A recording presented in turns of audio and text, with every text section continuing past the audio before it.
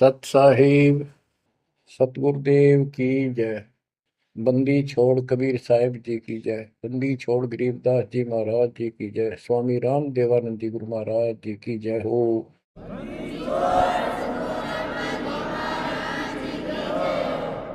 सर्व संतों की जय, सर्व भक्तों की जय, धर्मी पुरुषों की जय। श्री काशी धाम की जय, श्री सुडानी धाम की जय, श्री क्रोथा धाम की जय, श्री बरवाड़ा धाम की जय। सत साहिब ग्रीब नमो नमो सत पुरुष को नमस्कार गुरु की नहीं। सुर नर मुनि जन साधु संतों सर्वस दीन। सतगुरु साहिब संत सब दंडोतम प्रणाम। आगे पीछे मत हुए तिनको कुर्बान। बच्चों, धन्य है आपके माता पिता जिससे जन्म हुआ। धन्य है आपके पिछले जन्मों की भक्ति और संयम। उसी के परिणाम स्वरूप आज आप परमात्मा की शरण में आए हो। लख वर्ष जूझ ही लख वर्षा मध्य लख वर्ती जहान में तो सतगुरु से मांगे। भावार्थ है कि आप इतने अच्छे धर्म कर्म वाले व्यक्ति रहे हो, लेकिन मोक्ष नहीं मिला। मोक्ष न मिलने का कारण परमात्मा पे अविश्वास रहा। जिस भी धर्म जब जाति के अंदर हम जन्मे, हम उन्हीं क्रियाओं को उत्तम मानते रहे। परमात्मा के ज्ञान से प्रेरित होकर कुछ दिन भक्ति जरूर की, लेकिन एक से अनेक अधिक नहीं थे हम, फिर हम रह जाते थे। लेकिन ये परमात्मा हमारे पिता हैं कबीर साहब, हमारे सच्चे साक्षी हैं, हमारे एकमात्र हितैषी हैं इन काल के 21 ब्रह्मांड रूपी नरक में। बच्चों, आज कबीर साहब कहते हैं झूठे सुख को सुख है ये मान रहा मनमोद, ये सकल कभी ना काल का कुछ मुख में कुछ क्रोध। हम इस झूठे सुख को सुख मान रहे हैं। थोड़ा सा धन हो गया, कार कोठी होगी, बेटा बेटी होगी, और फिर सारा दिन बकवादों से अतिरिक्त कुछ नहीं सूझता। धन जोड़ लो, हेरा फेरी कर लो, और अधिक पैसा हो जाता है, राजनीति में आ जाओ, यानी मई माँ की भूख बनी रहती है। और ये हमारे जन्म मरण का मुख्य कारण है। जैसे आप धर्मदास जी के प्रसंग में सुन रहे हो, कितनी तड़प थी, कितना धन था, लेकिन कुछ भी बन ले, राजा बन ले, महाराजा बन ले, सेठ बन ले, और कई गरीब निर्धन बन।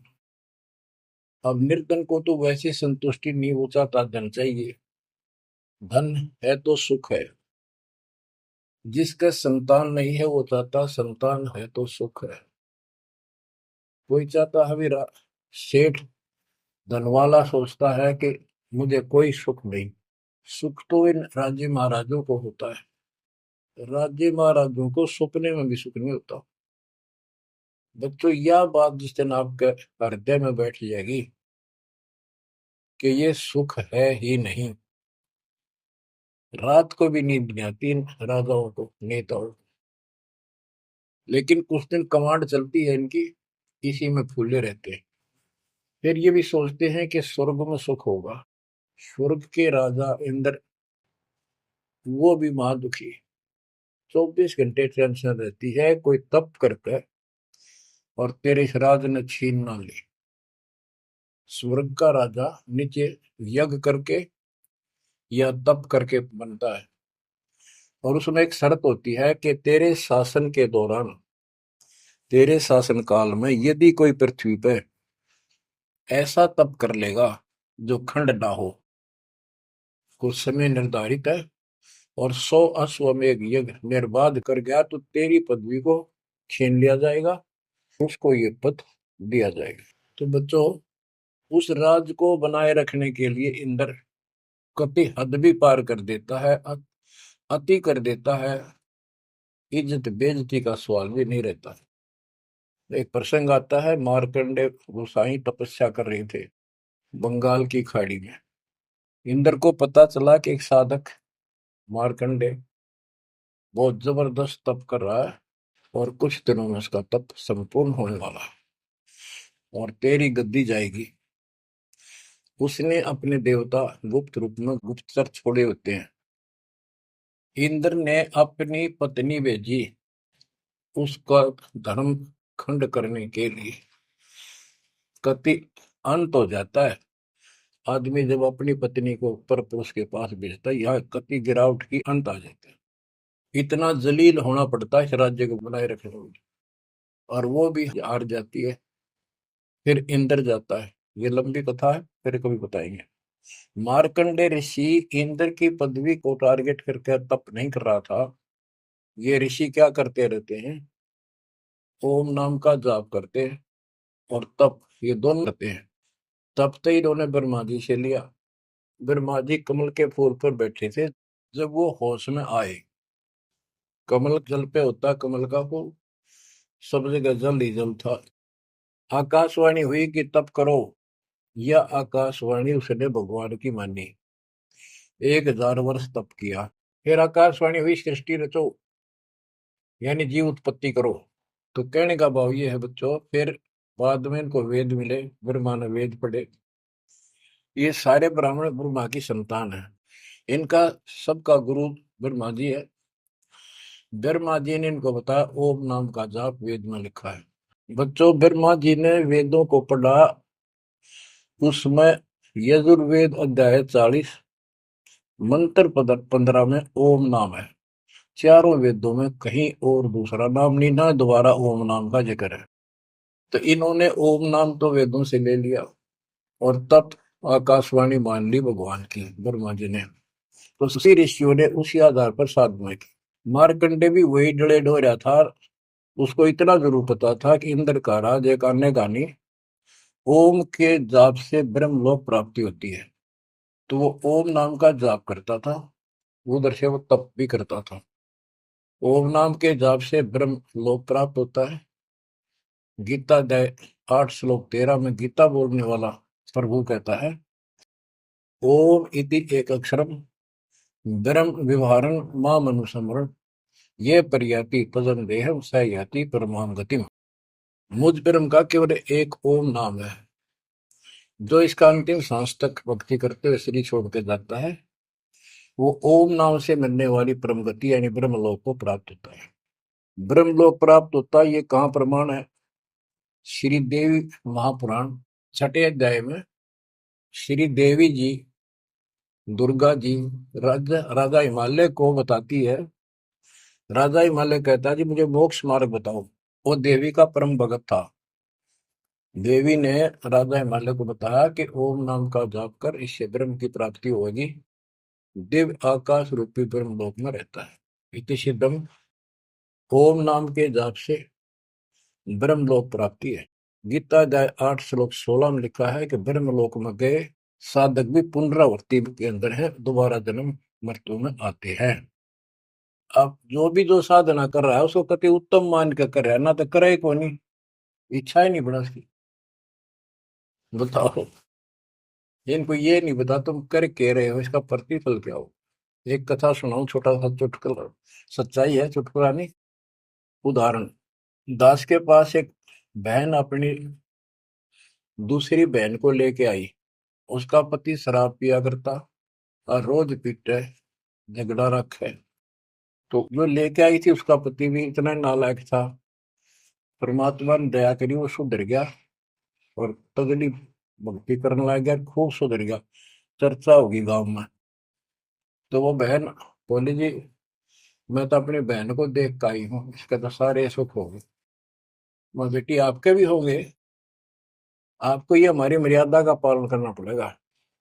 वह बोली जी मैं ये व्रत ना छोड़ दूं, 16 शुक्रवार के व्रत करती हूँ। 16 शुक्रवार के व्रत करने हैं, वो तो 5-6 हुए हैं मेरे। मैं बोला हमारा नाम लेना बेटी, वो सब त्यागने पड़ेंगे। ये व्रत रखते किस उद्देश्य से है, कि लाभ होगा आपको।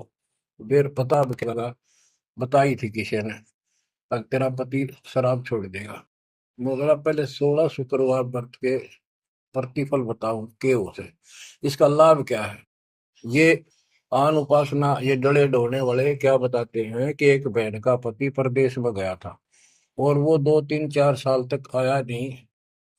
उसने किसी ज्योतिषियों से दिखाया, पतरे हाथ दिखाए, किसी ने बता दिया कि तेरा पति तुझे भूल चुका है, तेरी याद नहीं रही है, माता संतोषी के व्रत रख 16, तेरा पति वापस आ जाएगा। उसने व्रत रखने शुरू किए, शुक्रवार के 16वें दिन, 16वें व्रत वाले दिन वापस आ गया।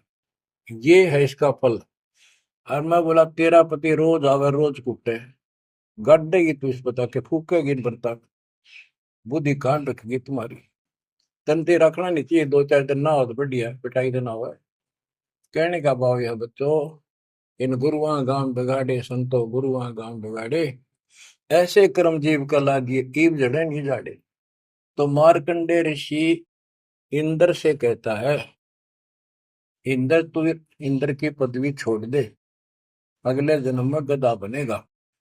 इंद्र कहता जी फेर की फेर देखी जाएगी, अब तो मौज करने दो। बता, हमारी बुद्धि यहाँ तक सेट हो चुकी है। फेर के देख गधे पास तो कुमार देखेगा, कड़ में मारेगा लठ, 2.5 मिनट का धरेगा सामान कमर पे। मार्कंडे ऋषि उसको कहता तू मेरे वाली साधना कर ले, तुझे ब्रह्म लोक पहुंचा दूंगा। बच्चों, वो कहते हैं ना, बेड की लात गुडने तले तले, ये कहीं जा लो, इनका ये इतना ज्ञान है, इतनी इनकी अंतिम भक्ति है। अब प्रसंग चल रहा है धर्मदास जी का। ये जड़े धर्मदास जी ने खूब डो लिए थे, और जब आंख खुली, ओए होए होए, अब परमात्मा उनको छोड़कर चले गए। दोनों पति पत्नी देखते ही रह गए, आंखों में आंसू टपक रहे थे। ओझल हो गए भगवान जब गली से अंदर आए, राग खूब रोए अंदर बैठ के। ताकि पता नहीं आऊंगे कि ना आऊंगे ना, ये गांव नाम बताते, ये भी कमाल हो गया। परमात्मा कराते आए तो धर्मदास जी ने बोले खुशी मनाई, शरण पकड़ के बहुत कुछ प्रश्न उत्तर किए। आखिर में कहने लगे धर्मदास जी, हे प्रभु अवगत कला तुम्हारी, हम है कीट जीव वे बिचारी, सत्य लोग तुम वर्ण सुनावा, शोभा पुरुष अनसन सत भावा। हे परमात्मा आपने सतलोक बताया, आपने परमात्मा की शोभा बताई, रहने वाले हंसों का भी बड़ा गजब का सुख बताया। कैसे न देश राज वह आही, चित इच्छा प्रभु देखन ताई। कि वो कैसा देश है, कैसा लोक है, मेरा मन करता है उसमें देखो। परमात्मा बोले धर्मदास ये निर्घनी काया, निर्घनी ये बेकार, इसमें डंगा भरा पड़ा, काम क्रोध लोभ विष्टा थूक ब्लड टट्टी पेशाब, इसमें कैसे दर्शन होगे उस भगवान के। मैं जो बताता हूं तू ऐसे भक्ति शुरू कर दे, और जब शरीर छोड़ के जाएगा तो आपको परमात्मा के दर्शन हो जाएंगे। वहां सतलोक भी देखिए, वहां सारे अपने बहन भाइयों में खुशी करे ना। धर्मदास ये निर्गनिकाया, ये तन पुरुष दर्श के में पाया, इस तन में भगवान कैसे दिखेगा। तन ठीक का जो पूरा हो भाई, सतलोक तो देखो जाए। जब ये तेरा शरीर का समय पूरा हो जाएगा जीवन, फिर इसको छोड़ के सतलोक देख ली जाके। धर्मदास के चरण हो रहा, हे प्रभु दर्शा मिटाहो मोरा, शरण टेक प्रभु विनय हो ही, पुरुष दर्श बिन कल नहीं मोही। दोनों चरण पकड़ के धर्मदास ने बोला, ये भगवान एक में दिखा दो, मेरी यह भगवान के दर्शन की प्यास मिटा दो, उसके दर्शन बिना मुझे एक पल भी चैन नहीं होगी। परमात्मा बोले भाई मैं ही हूँ प्रभु, सारी सृष्टि का मालिक मैं हूँ, मैं आपका गुरु हूँ। दीक्षा दी धर्मदास जी को मेरे, मैं आपका गुरु हूँ, मैं आपका भगवान हूँ, मैं सतपुरुष हूँ, और मेरा ही नाम कबीर है। लेकिन उसके आवाज समझ में नहीं आई, और बार बार यही कहने लगा भगवान के दर्शन करा दे, भगवान के दर्शन करा दो, जब मेरी आत्मा मानने गई। बच्चों विचार करो, पहले हम किसी की भी भक्ति शुरू कर दी, राम की, कृष्ण की, शंकर भगवान की, विष्णु भगवान की, किसी की भी, और सब स्वर्ग बताया करते। कदे मई का अगला स्वर्ग दिखाओ, हमने जब मानूंगा। पर जब ठीक ठिकाना आता है, ये मन अड़ियल घोड़े की तरह अड़का खड़ा हो जाता है। इसने केवल बकवाद करवानी, अच्छे राह पर लगते समय सौ बाधा पैदा करता है। ये मन अड़ रहा था। गुप्त भय प्रभु अविगत ताता, धर्मदास मुख आवन बाता। जब इतनी जिद करी परमात्मा अंतर ध्यान हो गया और धर्मदास वो खोले रह गया, ना हाँ करे ना बोले या के बनी। क्या कहने लगा, मैं मतिहीन कुमती मोहि लागा, मोहि सम कौन है जग में भागा, मैं मूर्ख प्रतीत न कीना, अस साहिब के मैं नहीं चीने। अब कौन विधि दर्शन पाऊं, दर्शन बिना मैं प्राण गवाऊं। चरणोदक बिन करुण अग्रासा, तदो शरीर कह धर्मदासा। अब क्या कहता है, मैं बड़ा निकम्मा, मैं दुष्ट आत्मा, मतिहीन, कितना मुंह ला लिया भगवान ने मेरे को, और देख मैं कितनी जिद कर गया। मेरे जैसा निर्भाग धरती पर नहीं। मैं मूर्ख, मैंने भगवान पर विश्वास ही नहीं किया। फिर वो बुरी तरह, इस मन की या गंदी आदत है। अब कौन विधि दर्शन पाऊं, दर्शन बिना मैं प्राण गवाऊं। चरणों तक बिन करो न ग्रासा, जब लगूं के चरण धोकर नहीं पी लूंगा मैं, आन नहीं खाऊं। तजो शरीर कह धरता, नहीं तो मरूंगा। दिवस सात लग अन्न न खावा, भजन अखंड नाम लो लावा। जो नाम दिया था उसमें डट के भक्ति करता रहा, ना कुछ खाया ना पिया। सातवें दिन पर वो प्रगट दिखाए, धर्मदास पद गए उकलाए। सातवें दिन परमात्मा आए, धर्मदास ने पैर तड़फते हुए पड़े पड़े ने पैर पकड़ लिए। दृढ़ श्वासा निपट अधीरा, पड़े चरणन में अक्षीण शरीरा। शरीर बहुत कमजोर हो गया था। धरती में पड़े पड़े न सरक के वाले के चरण पकड़ लिए। कर गए साहेब तही उठावा, शीश हाथ दे अंक मिला। परमात्मा ने उसके अपने हाथ का सहारा देकर उसको खड़ा किया और फिर अपने सीने से लगाया। धर्मदास चरणोदक लीना, चरण पखार आचमन कीना। धर्मदास ने फिर उठ के जल लाया, परमात्मा के चरण धो के पिए। परमात्मा बोले, हे धर्मदास, प्रसाद कुछ पाओ, कुछ खा लो। कर प्रसाद तो मुंह पे आओ, मेरे पास आओ फिर तो, और फिर मैं तुझे सारा ज्ञान बताऊंगा। तो धर्मदास ने जल्दी जल्दी कुछ खाया। उसका ये टेंशन थी कि चले ना जा। थोड़ा बहुत खाया, पानी पी कर पटदे से आगे बैठ गया। धर्मदास का शरनाई सुन प्रभु अगर अपार, 7 दिवस कहाँ रहे, कौन देश पगडार। तो परमात्मा से पूछने लगा, है भगवान आप कहाँ रहे, कैसे कैसे रहे, कहाँ गए। फिर उसी बात पर आकर गया, हे प्रभु चिंता गण करो मोरा, पुरुष दर्श देव करो निहोरा। हे प्रभु चिंता गण गौ मोरा, पुरुष दर्श दिखाओ करूं निहोरा। मैं हाथ जोड़ूं, आपके निहोरे निकालूं, मुझे भगवान के दर्शन दिखा दे। परमात्मा कहते, धर्मदास ये हट का कर हो, मानो शब्द शीश पर धर हो। मैं तो कहूँ वो मान ले तू। हमरे गहे पुरुष पे जय है, बिना गहे वो हजार न पे। अब मेरे नाम को तो ठीक से जप, मैं मिल गया गुरु के बिना उस भगवान की प्राप्ति नहीं हो सकती। हमसो पुरुष ऐसा आही, जल तरंग जल अंतर नाही। कि भगवान में मेरे में इतना अंतर समझ ले, तो इतना भी अंतर नहीं है। जैसे समुद्र से लहरें उठती है, लहर और जल अलग नहीं होता।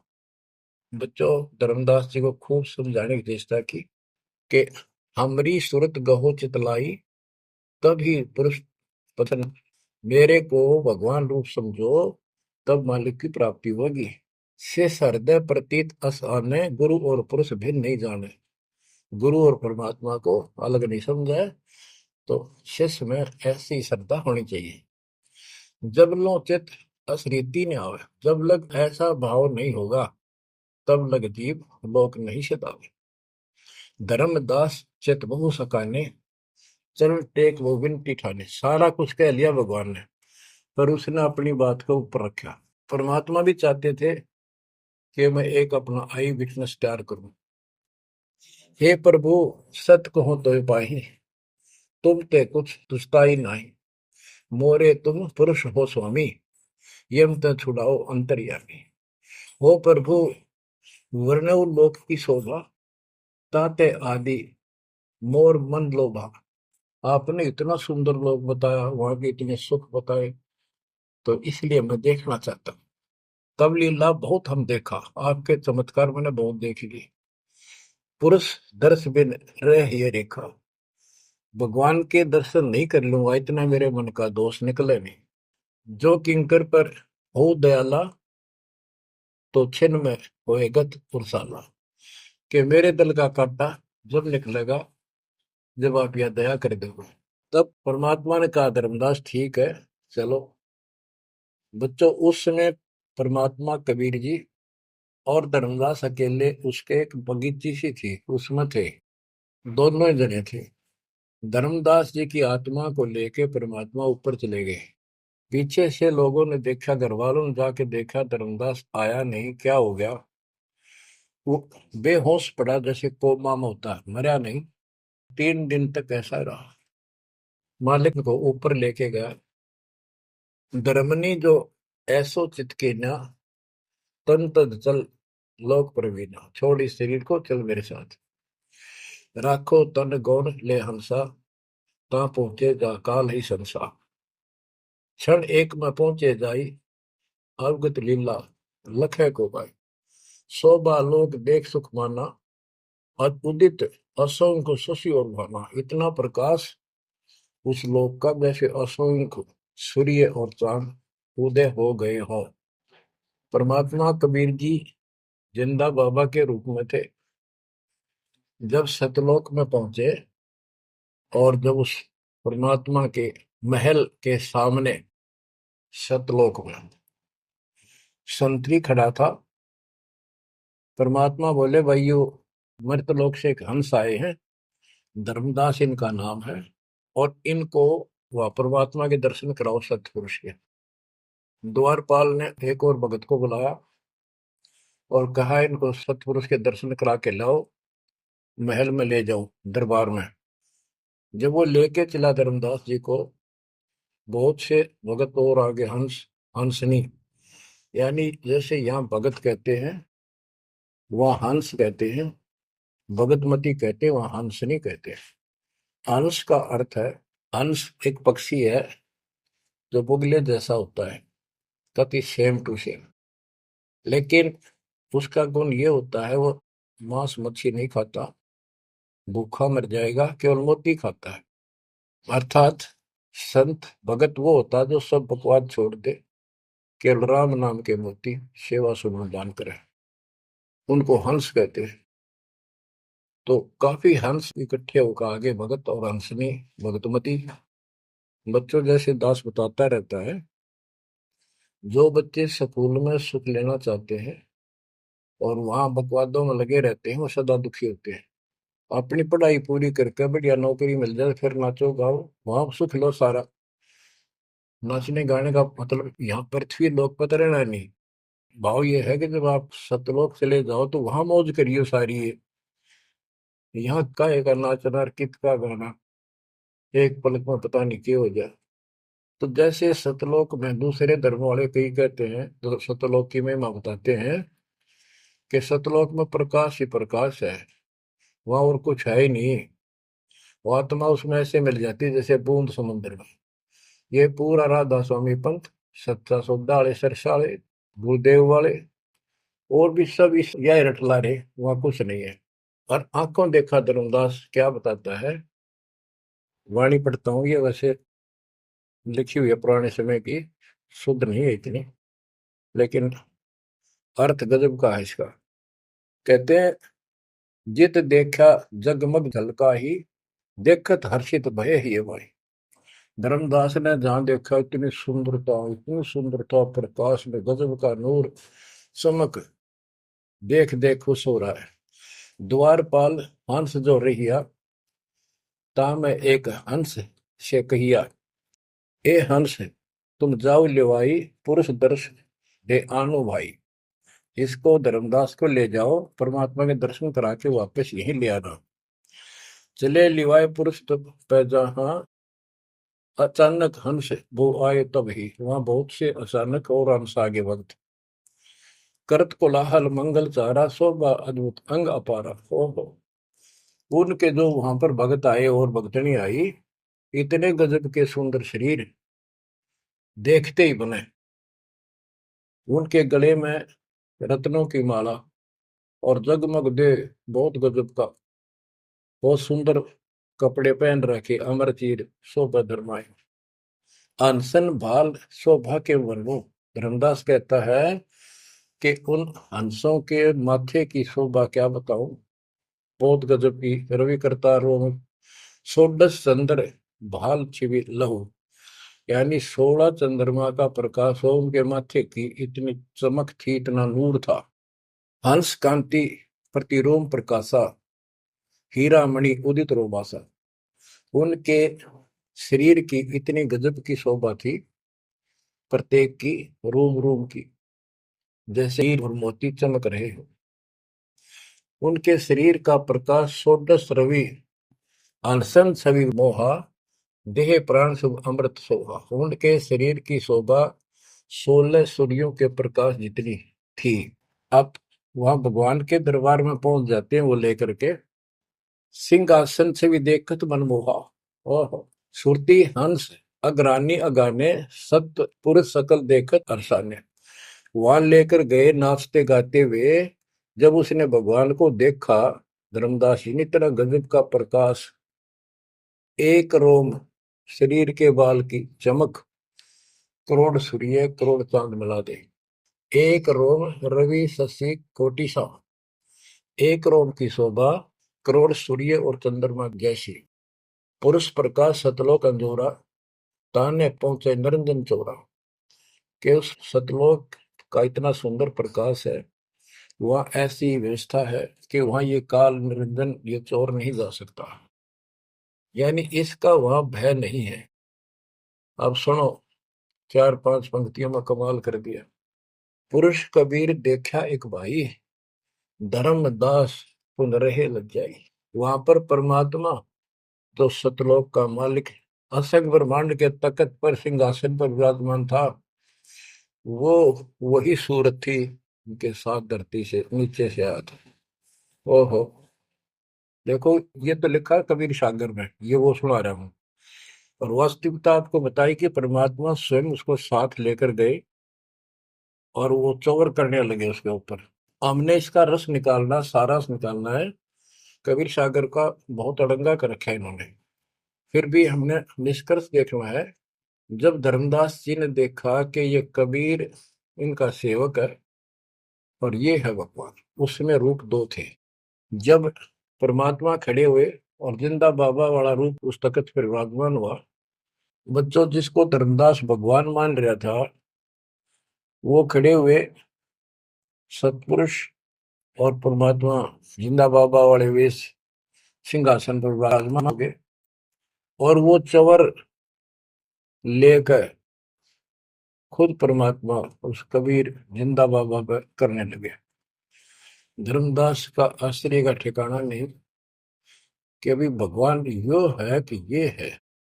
इतने में वो जिंदा बाबा में समा गए, जिसको वो सतपुरुष दिखाई दे रहे थे। और वो शोभा जो कि तू जिंदा बाबा वाले शरीर की होगी। अब कहते हैं, पुरुष कबीर देखा एक भाई, धर्मदास बहुत ही लज्जाई।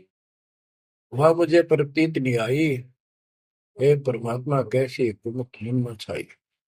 धर्मदास कहता हुआ मुझे विश्वास नहीं हुआ, ये महाराज कह रहे थे भगवान, मैं परमात्मा हूँ, मैं सारी सृष्टि का रचने वाला हूँ, मेरा नाम कबीर है, असंग ब्रह्मांड का स्वामी हूँ। अब धर्मदास जी कहते हैं, भगवान कबीर पुरुष एक यहाँ छिपाए, सत्य पुरुष जगदास का है। धाये चरण गौ अति सकुचाई, हे प्रभु हम परिचय तब पाई। हे परमात्मा, अब आपको मैंने पहचान लिया। यह शोभा कस वहां छिपाओ और कस नहीं जग में प्रगट दिखावा। आपने ये शोभा वहां क्यों छुपा रखी है, वहां क्यों नहीं दिखाते? इसलिए लाखों ये अपनी असलियत को, आपके वास्तविक शरीर की शोभा को परमात्मा बोले धर्मनी जो वही छवि जग जाऊं तो ही विकल निरंजन राव। यदि मैं इस शोभा युक्त नीचे जाऊं तो काल निरंजन पागल हो जाए। और मैंने उसको वचन दे रखा है कि मैं अपना ज्ञान समझा के जीव को लाऊंगा। और वैसे बच्चों, परमात्मा आज हमने ले जा, हम टेक नहीं सकते वहां पर। भूल जाओ इन बातों में। ये तो कहन सुन कहन की बातें हैं। उदाहरण देता हूँ, कबीर साहब कहते हैं हम मोहम्मद को वहां ले गए, इच्छा रूपी सतलोक नहीं रहे हो, उल्ट मोहम्मद महल पठाया, बुद्ध धीरे देख कलमा है। यानी हम हजरत मोहम्मद जी को ऊपर लेके गए थे कि ये समझ गया तो इन सब ने जो इसने लाखों त्याग कर रखे सबको बता देगा। लेकिन नीचे प्रभुता घनी होगी थी, संगत उम्मत खूब होगी थी इसकी। और उसके ऊपर प्रभुता पाके भूल गया भगवान को, नहीं इच्छा हुई तो वापस छोड़ दी। कुछ दिन पाछे आप भी मर गया और वहां प्रभुता भी रहेगी। काल का इतना अजब गजब जाल है बच्चों। तो धर्मदास जी से बोले कि आप नीचे जाओ। धर्मदास जी बोले भगवान ये वहां ना भेजो, यही रख लो मेरे दाता, और इस नरक में मत भेजो। अब मैं नहीं जाऊं दाता वहां पर। परमात्मा बोले भी ऐसे नहीं बात सुनेगी, वहां तुम जा, चिंता ना कर, मैं तेरे साथ रहूंगा और सत भक्ति दूंगा, उससे आपकी भक्ति गजब की बन जाएगी। और भक्ति युक्त होकर यहाँ आएगा, वैसे से यहाँ ठिकाना नहीं मिलेगा तेरे। और दूसरी बात है कि तूने सब कुछ देखा है, नीचे औरों को बता, तेरे भाई बहनों को विश्वास होगा। धर्मदास कहता है मोहे राख लियो महाराज, हमसे बिगड़ी है मोहे राख लियो महाराज, हमसे बिगड़ी है, बिगड़ी है महाराज हमसे, बिगड़ी है महाराज हमसे, बिगड़ी है हमें। नांगा लो महाराज काल की नगरी है तुम्हें, ना भेजो महाराज काल की नगरी है। रो बुरी तरह, जैसे किसी ने आग में धकाया कर जबरदस्ती मर तो नौकर राख लो महाराज, हम गंदे इंसान से। अब पता चला उन सारे भक्तों ने बताया तुमने ऐसी गलती करी थी भाई, इसलिए दुख पा रही कि हमने खुद बिगाड़ी अपनी किस्मत। तुम रख लो दाता, ना वे जो मेरे मालिक, पैर पकड़े रोवे। परमात्मा बोले भाई ऐसा ना कर, वापस चल और वहां पर मैं तेरे साथ रहूंगा, भक्ति कर, कोई दिक्कत नहीं आने दूंगा मैं तेरे को, चिंता ना करी, तेरे पीछे पीछे न फिरूंगा मैं। और ये सारे ठाठ मैंने दे रखे थे तेरे को वहां पर, ना काल तो तेरा कचू मन निकाल दे 1 मिनट में। धर्मदास को फिर हौसला हुआ और तीसरे दिन शरीर में वापस आया। आसपास सारे रिश्तेदार भी आ गए 3 दिन में। सारा गांव क्यों सेठ था, पैसे वाला था, लोग सुगरदे बैठे, ना मरता ना जिंदा, इसका क्या हाल हो गया। परमात्मा ने बताया मैं काशी में हूँ, एक जुल्हे का काम करता हूँ, मेरा नाम कबीर है, मेरा गुरु रामानंद जी है, स्वामी रामानंद, जो वहां के प्रसिद्ध संत हुआ करते थे। धर्मदास जी सचेत हुए, उठे तो देखा चारों तरफ हाहाकार मच रहा, वो जिंदा हो गए तो एकदम खुशी की लहर आ गई। आमने भी रोए, तो वो कहने लगा क्या हो गया तुमको। तो बोले आप तो मर गए थे, ना मरो थे ना जियो थे, अचेत पड़े थे, बेहोश थे, हमको टेंशन हो गई थी कि मरेंगे। तब उसको विश्वास आ, नहीं तो सपना मानना वो। ये मन इतना दुष्ट है, इतना उल्टा चल रहा है, जब ठीक ठिकाने की तरफ चलता है जीव, परमात्मा कसर नहीं छोड़ते, ये उसका बाप है। तो तब धर्मदास को विश्वास हुआ, रे तेरे की सचमुच में तो सचखंड गया, सतलोक गया था। फिर उनको बताने लग गया सारी, मैं वहां गया था, सतंदा बाबा भगवान है, खुद है, सारी सृष्टि के रचने वाले हैं, ब्रह्मा विष्णु महेश, तब उनके सामने कुछ भी नहीं है। वो रिश्तेदार आए थे तो चले गए, पागल हो गया, भांडन दे, जिंदा हो गया, शुक्र है। लेकिन जिसका लागे वो तंग है। धर्मदास काशी पहुंचे और देखे दुल्हे के रूप में बैठे वह सूरत ज्यों की त्यों चरणों में पड़ गए। आसपास के कॉलोनी के लोग आगे बुलाए, बताओ पूछे कौन है ये? धर्म सेठ है, ऐसे ऐसे काशी का प्रसिद्ध सेठ है, नवा का बांधवगढ़ का। और सब नौके देख किसी पागल हो रहे लोग इस नीरू के पुत्र को भगवान मानते हैं, इनकी अकल पर पत्थर पड़ी।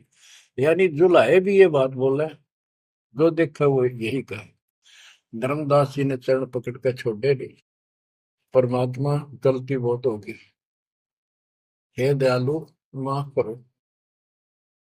जब परमेश्वर ने उसको कहा, बच्चा तेरा दोष नहीं, इस काल ने सबकी बुद्धि फेर रखी, और जो भी ये सारा संसार आपको दिखाई देता है ये कुछ भी नहीं है। एक सेकंड में मृत्यु हो जाती है इंसान की, और फिर कुत्ते गधे बनाकर छोड़ देता है। इसने तो सच्ची भक्ति करने नहीं देनी, या सच्ची भक्ति या जैसी भी आस्था मैं ही जीवों की बनाए रखे हुए हूँ। उस टाइम तो धर्मदास जी सारी मान्य था, वो बात ही नहीं रही। अब परमात्मा बोले, धर्मदास आप अपने घर जाओ, और बच्चा मैं वही आऊंगा तुम्हारे पास। धर्मदास बोला, जी आइयो, मेरा बेटे ने भी समझाइयो, और आमनी ने भी सतनाम दिया, बेटा भाई मैं आऊंगा पक्का। धर्मदास चले गए, परमात्मा वहां आमनी को नाम दिया। और धर्मदास जी बोले, जी मेरा एक पुत्र है नारायण दास, उसको भी समझाओ। धर्मदास जी ने नारायण दास बुलाया कि आजा भाई, गुरु जी आए, भगवान आ रहे हैं। बैठ गया। परमात्मा ने जो ज्ञान सुनाया उठ के चल पड़ा। फिर बुलाए तभी नहीं आया। अगली बार भगवान ने खूब कह लिया, बुला लिया भाई, तेरे बेटे ने नाम दे दूंगा। धर्मदास गया, बेटा आजा, नारायण दास कल्याण हो जाएगा। काल के जाल में फंस गई। वो कहता, पिताजी आपकी मति मारेगी, इस जो लाए ना आपको बुद्धि भ्रष्ट कर दिया। देवताओं को छोटा बताता है ये देवताओं की निंदा करता है, मैं न इसके दर्शन भी करूं। धर्मदास ने खूब कह लिया, पर लड़का मानना नहीं। धर्मदास जी रोने लग गया महाराज के चरणों में। दाता एक का पुत्र मेरा हरिकाल के मुंह में जागा, दया करो दाता, इसको शरण में ले लो दाता। हे भगवान मैं बहुत दुखी हूँ। परमात्मा बोले, बेटा मैं समझाऊं तू समझावे, और इसकी माँ समझावे, कि तुम्हारे से ज्यादा इसका हमदर्द कौन हो सकता है। जब ये आपकी नहीं मानता तो भाई इसको छोड़ दो। हे महाराज इन्हों के छेड़ा जा है, हे महाराज समझाओ इसने।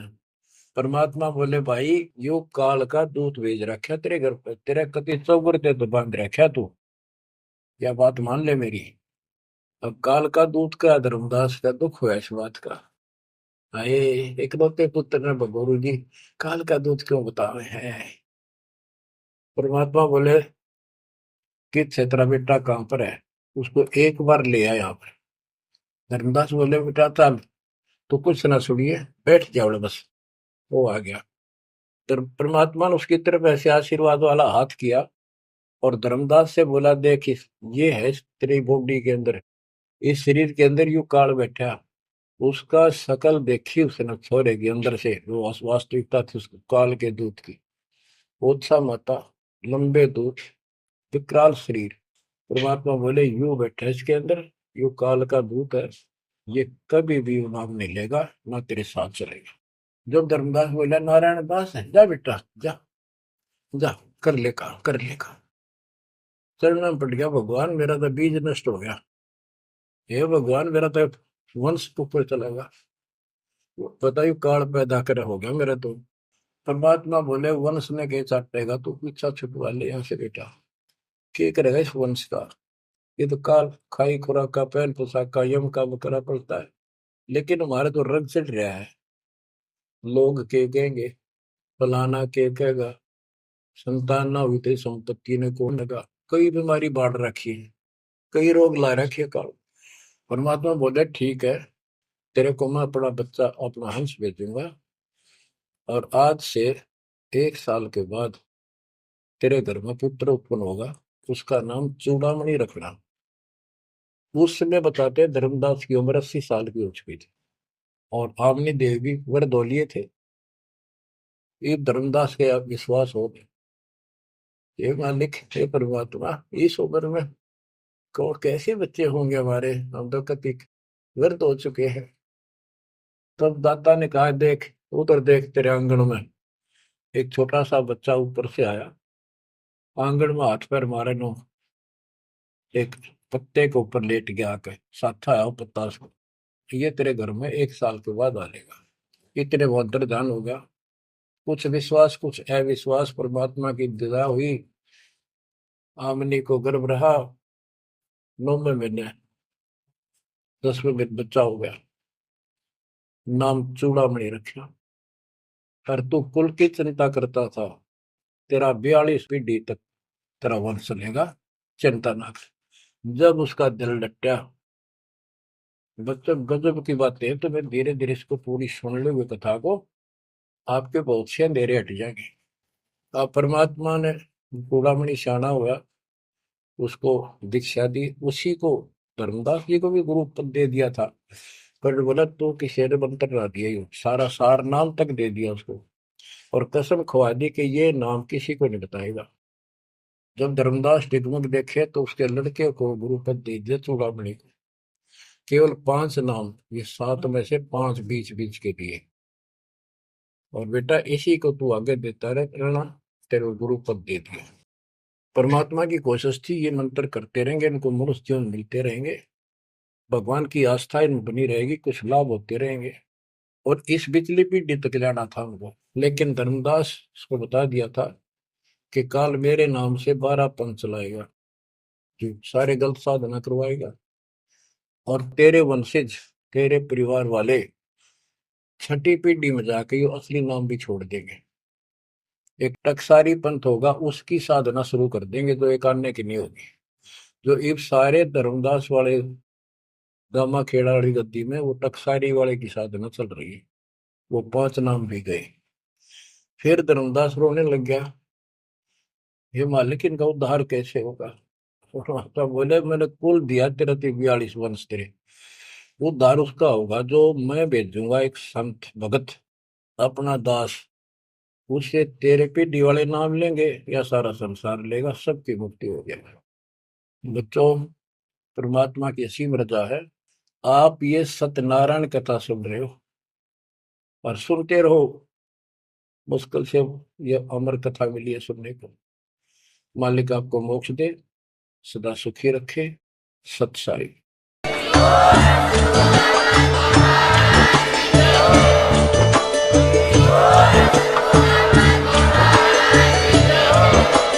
आप सुन रहे थे जगत गुरु तत्वदर्शी संत रामपाल जी महाराज जी के मंगल प्रवचन। अधिक जानकारी के लिए विजिट कीजिए हमारी वेबसाइट www.jagatgururampalji.org। संत रामपाल जी महाराज जी के शुभ आशीर्वाद से पूरे विश्व भर में 500 से भी ज्यादा नाम दीक्षा केंद्र हैं, जिन पर संत रामपाल जी महाराज जी द्वारा ऑनलाइन निशुल्क नाम दीक्षा दी जा रही है। अपने नजदीकी नाम दीक्षा केंद्र का पता करने के लिए संपर्क करें 8222880541।